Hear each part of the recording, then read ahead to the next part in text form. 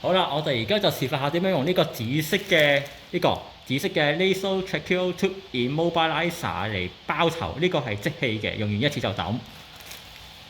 好啦，我哋而家就開始示範啦。首先就將呢邊係啦，攝喺額頭底，係啦，保護個額頭，係啊，咁樣係咯，記得唔好壓住隻眼，係啦，隻耳仔都唔可以反，要順咯，即係唔可以摺起啦。好啦，跟住之後咧，就將呢條帶